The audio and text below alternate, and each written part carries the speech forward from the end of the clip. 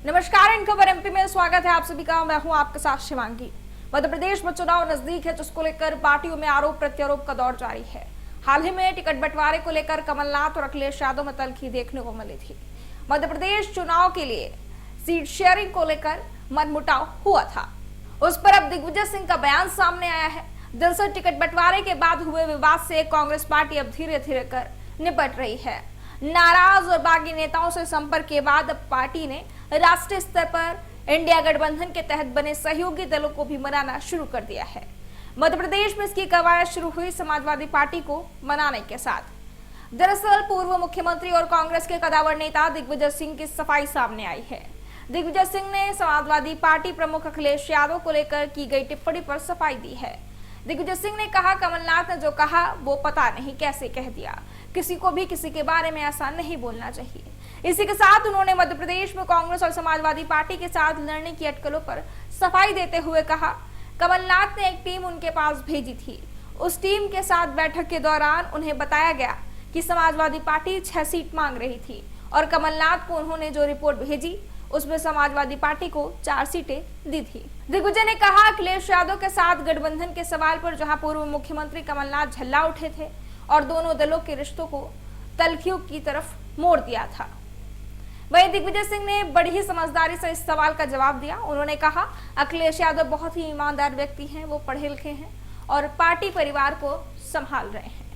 दिग्विजय सिंह ने समाजवादी पार्टी के साथ गठबंधन न हो पाने को लेकर कहा, पता नहीं कहां पर बातचीत बिगड़ गई। इसी के साथ उन्होंने सफाई देते हुए कहा, कमलनाथ पूरी ईमानदारी से चाहते थे कि दोनों दलों के बीच बात बने।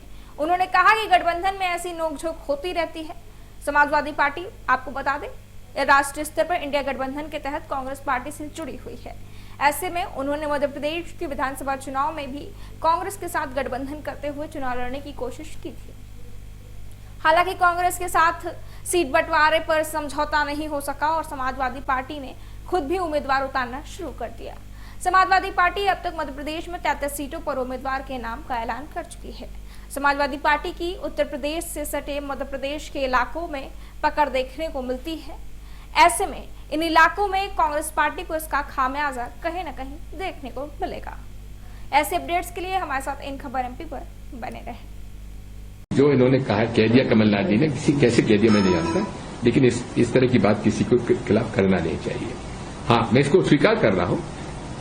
मेरे पास कमलनाथ जी ने अशोक सिंह जी को भेजा था और दीप नारायण यादव आए थे और हमारी उनकी टीम आई थी। मेरे साथ चर्चा, इसी कमरे में बैठ के चर्चा हुई थी।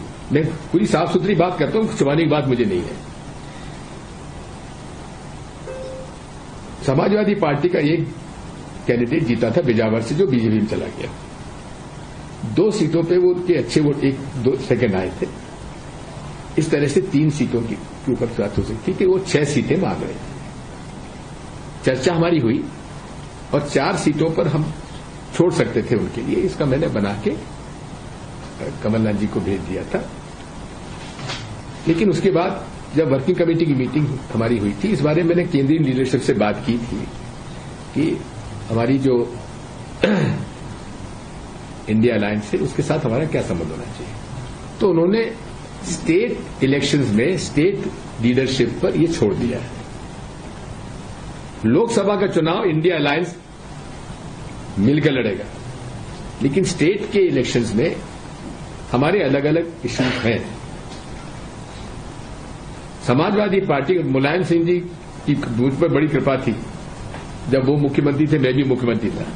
कुछ जैसे राजनेता हमने देखे नहीं आज के युग में। उनकी बड़ी कृपा रही और जब भी मुझसे मैं टाइम मांगता था, मुझसे मिलते थे, बातचीत। अखिलेश बेहद शरीफ व्यक्ति है, अच्छा लड़का है, पढ़ा लिखा है और उन्होंने वसीयत संभाली है, परिवार को संभाला है।